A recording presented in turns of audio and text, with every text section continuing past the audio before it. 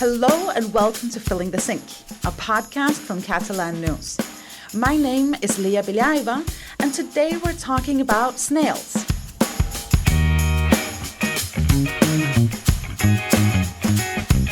Since 1980, at the end of May, the western Catalan city of Lleida becomes the snail center of Catalonia, when thousands upon thousands of people get together to celebrate the annual Catalan Snail Gathering, or Aplec del cargol in Catalan.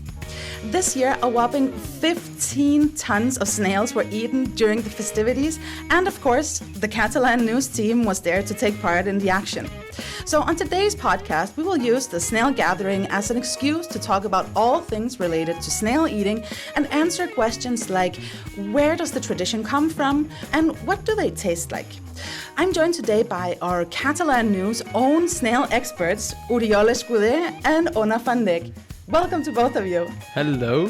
How are you doing? I'm very good. So I might have gotten a little carried away when I called you both snail experts, but you actually did the manual hard labor of going to the snail gathering last weekend.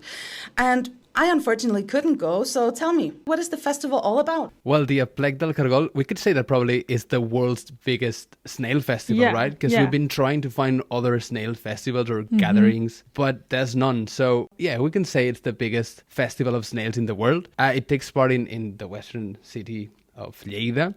And every year in the last few years, except for the ones of COVID, which were cancelled, they get around 200,000 visitors every year, which is quite a lot. It is, and everyone there to eat snails. Exactly. And then this happens the last weekend of May, usually. It's a 3-day festival from Friday to Sunday. It's not all about snails. There's contests, competitions, games and activities, as well as like traditional activities like castells. Lots of variety. Lots of variety, but Ona, tell me, what was it like at the festival? Well, it's a really cool spot actually. It's by the river in this really big park. And when we actually arrived, there weren't too many people at the time because we were a bit too early. But later it boomed and there were a lot of young people and the old people were actually all cooking the food. And it was just very festive. Everyone was really nice and they kept inviting us to drink beers all the time. But we were obviously doing very serious filling the sink business there. Okay, so at this festival, it's not just random people that come together and eat snails. It's actually way more organized than just that. Tell me about that, Oriol. So they organize in colles, which are groups, basically. And they are the same people every year, sometimes more, sometimes less. But usually these are colles that were formed 30, 40 years ago. So they get together once a year. But if you're not from a colle, you can still get in, can go as a visitor. But people that's in the festival, the 3 days, cooking, eating together, doing everything all the time, it's the people from the colles. And this year they were about 15,000. 15,000 participants in almost 120 colles. Yeah, so the colles are really big. They're like 100, 200 people per colle. All right, and these colles, do they prepare the same type of food or is it a different type for each stall? So everyone has their own menu, their own style, they have their own recipes, but usually they follow kind of the same menu. On Sunday is the big cargolada, the huge snail-eating day. But then there's different recipes every day with Sophie de Was, paellas, some a bit more lazy ones, I'd say. They do barbecues, which doesn't take that long to prepare. And there's the traditional casolada de tros and cargols all the time somewhere, even if they're just as a side. It is the snail festival. At the end of the day. Mm-hmm. But why are we celebrating eating snails? Is it a particularly Catalan thing? So eating snails is kind of a thing around the world, and it has been throughout history in a lot of different cultures. So it's being eaten all around the world. But actually the reason why is because snails were easy to catch and cook and were very nutritious, and it's needed energy for survival. So it was actually, even during Roman times, it was seen as an elite food. And there's even a funny story about a pope called Pius V, and he was a pope in the 14th century, and he was an avid eater of snails, and he decided that they had to be considered a fish to continue eating them during Lent, and he even exclaimed at some point, "Tote pisces in aeternum." Now, I didn't take Latin, sorry, but it means "you will be fish forever," a very religious exclamation by a pope.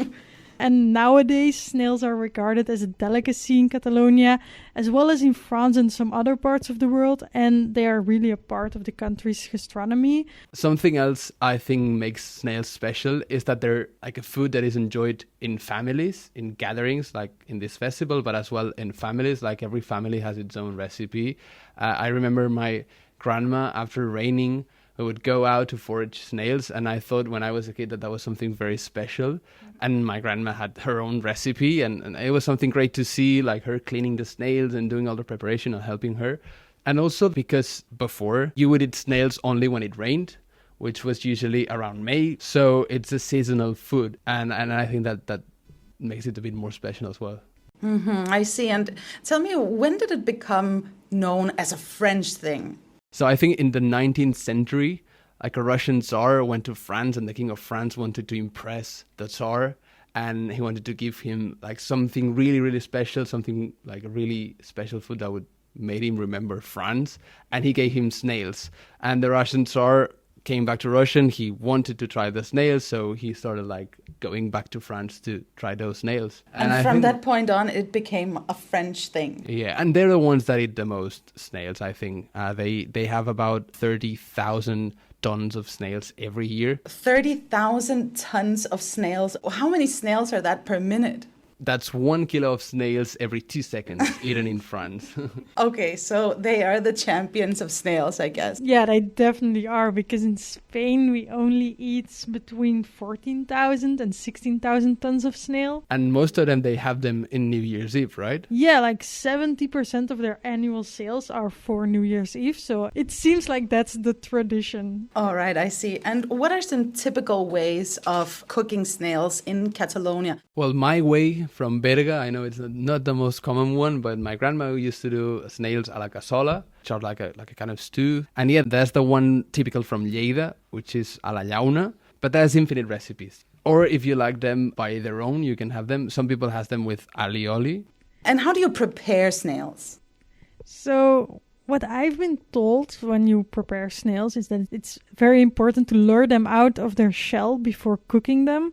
So they usually put them in cold water so the snails start to come out of the shell, and then they cook them. And that way it's easier for you to eat them, to actually take them out of the shell to eat them. And there's even a Catalan saying for it. It's called espantar cargol, or even engañar cargol, which means luring out the snail or tricking the snail. And we'll get back to that phrase a little bit later. Yeah. Okay, and a very, very important question here. What do snails taste like? I'd say for someone that's never tried them, that it's like a mushroom. It's like meaty. Bit slimy and chewy. Yeah, chewy, even like mussels as well. But there is no real taste. It's all in the herbs and whatever they put in there to make it. Yeah, so if you cook it without anything, it doesn't really have any taste. No.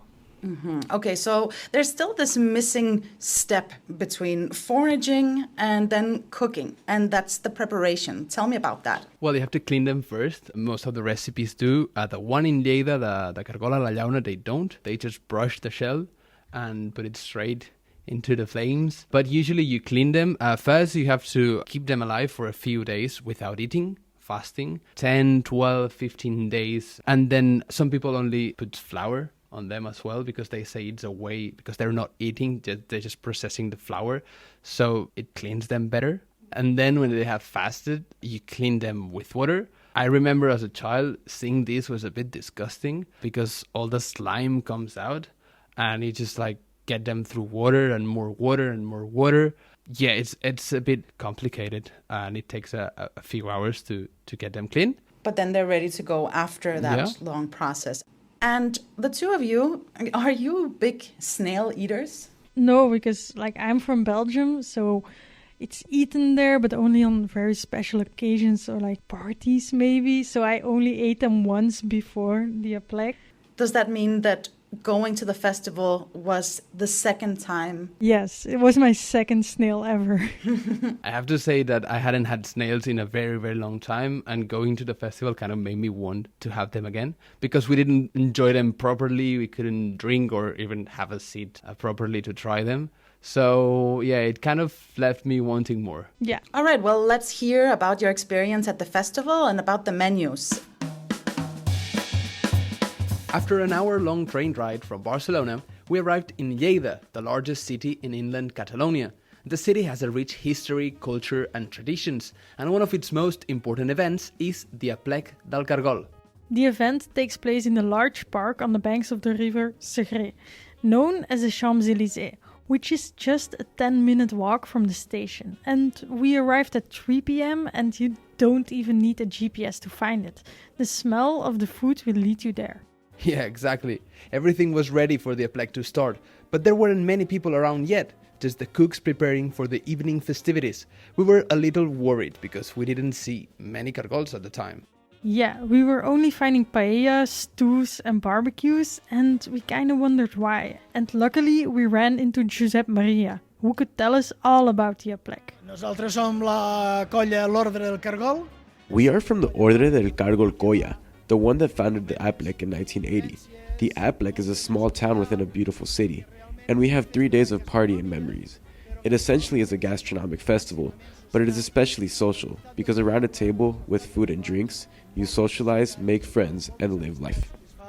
La vida. Josep Maria told us that even though it's the festival of snails, they don't just eat snails. Snails are included in many dishes, either as the main ingredient or as a side dish. And the main caragolada event takes place on Sunday. And as we were interviewing people around, all of a sudden everyone disappeared. They were going to Lucargulasu, the kickoff.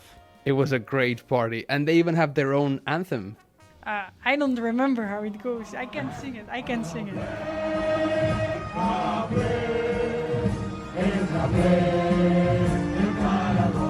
And after that, it was time to have dinner. Jaume from the Brutescus Colla, one of the oldest groups, made us forget about the cargols and want to try something completely different. El menú que tenim preparat per avui per sopar. Friday dinner we have meatballs with squid and shrimp, and we have some snail tapas. The next day, on Saturday, they start with a proper breakfast. This is really important for the young people who likely had a fun night and need a bit of a morning boost. So they serve fried eggs with arrangadas, which are sardines in brine. And then for lunch, Lourdes' menu convinced us. We will have snails a la gourmanda, a cod salad, and pork cheeks. After lunch, they are set for a night of contests, concerts, and probably a lot of drinking. All topped up with an amazing meal, right? Yeah, la cazola de tros, a very traditional recipe in the area made using the classic cazol. It typically includes potatoes, snails, spinach, and pork, although every colla has its own unique way of preparing it. And finally, on the third day, on Sunday, comes the Feast of the Cargol. Finally, that's why we came here. Dinar, fideuà. For lunch on Sunday, we have fideuà, and then snails like there is no tomorrow. And we also wondered, how are they cooked? Jose Maria gave us his recipe. I el diumenge fem el caragol. On Sunday, we make snails, or more so, the classic menu of what would be the caragolada, which is cooked ribs, cargols a la llauna, lamb, and white and black sausage grilled. That's the typical menu of the caragolada in Lleida. Cargos a la llauna are very simple to cook. First, you have to wash the snails while they are dry, not wet. Then lay them on a llauna, which is a baking metal tray, face up with the base of salt and more salt on top. Cook them with oil and pepper, and that's it. They are cooked over a flame, like a barbecue or a campfire, with a cooking time of about 10 to 12 minutes. Another question that we had in mind the whole time was, where do the cargols actually come from? Because it would be impossible to forage 9 tons of cargols. So they must come from some farms. The president of the Aplec, Ferran Pedrix, explained to us that many of them are actually imported from other countries. Last year we had some problems because of the drought.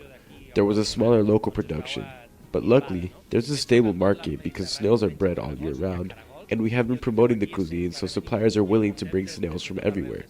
They are importers from Croatia, Bulgaria, Spain, Morocco, and Tunisia.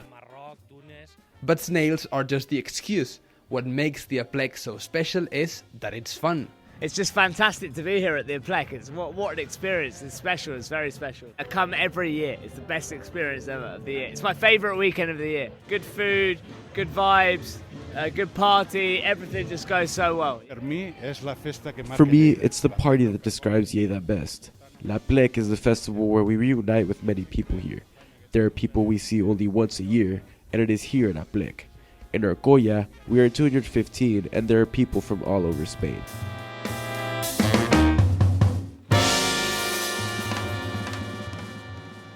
Thanks to everyone for speaking with us. So now we have covered a lot of the basics regarding snail eating. But if for some people eating the snails is still not really that appetizing, maybe we can appeal to the health benefits of snail eating. Yeah, snails are a superfood.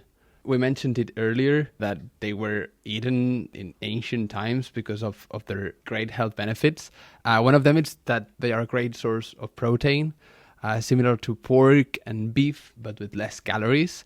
Usually eaten for lunch. They are good to digest, but if you have a lot, it can be heavy. It can be a heavy food.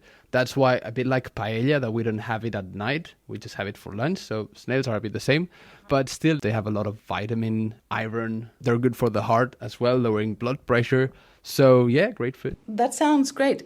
Before you said something about the snails being imported, but how are they farmed? So snail farming is also called heliciculture, and it's the process of raising edible land snails primarily for human consumption or cosmetic use. Okay. So snails are actually quite easy to breed because they are hermaphrodites, meaning that they both have the male and female reproductive organs. So when they have to mate with a snail of the same species before they can lay the eggs, some snails will act like a male one season and then a female the next, or even play both roles at the same time and just fertilize each other. But you need to watch out because snails can be very uninterested in mating with a snail who came from far away. So even if they're the same species, a snail from like northern of France could reject a Catalan snail. Oh. So there are also different types of snail farms. So you have open air farms, garden farms, and even indoor farms. And one other fun fact is that snail eggs can also be eaten, and it's known as white caviar. Oh, okay. White caviar is snail caviar. But as snails thrive in a more humid environment, what is going on with the snail population and the ongoing drought? Well, first, it's pretty basic, right? If it doesn't rain, there's no snails. We haven't foraged many snails this past few years. And I know there's lots of farms to supply snails for everyone. But, you know, for people like my grandmother, for example, who's waiting for the rain to get out and get some snails, that's been impossible in the last few years. I see. Yeah, so besides like the snails not coming out if it's not raining, the dryness and high temperatures can actually cause dwarfism and malformations as well. And it also makes the snails inactive, which means that they seal their shell and they become dormant. So like other animals who go into hibernation during the winter, the snail does that too during the summer if it's too hot and too dry. Wow, that's really fascinating. And another funny thing that I've been wondering about is whether snails can feel. So I actually started looking this up because I was also wondering it. And it turns out that snails don't even have a brain or a spinal cord. Wow. But there is some research that does suggest that they feel at least some type of discomfort because they do react to their environment. So like high heat, they will react to it and try to get away from it. But it's not really sure whether they actually feel pain or they actually suffer. All right, so we have learned a lot about snails. And now it's time for the Catalan phrase of the week. What is it this time, Oriol? Enganyar com els cargols. Enganyar com els cargols. And what does that mean? So it literally translates to betray someone's trust, but it implies taking advantage of them being good. I see. So it's kind of what you saw during the festival, that you threw them into hot water and they became food. Yeah, exactly. All right, that's all we have time for today. Thanks for listening. Please do subscribe to Filling the Sink wherever you get your podcast if you haven't already. Thanks again to everyone for speaking with us. Thanks to you, Ona. Thanks to you, Oriol. Thank you for having us. Thanks, Lea. And we'll be back again next Saturday with another episode of Filling the Sink. On behalf of the team here at Catalan News, I'm Lea Beliaeva, wishing you a great weekend. Fins aviat. Adeu.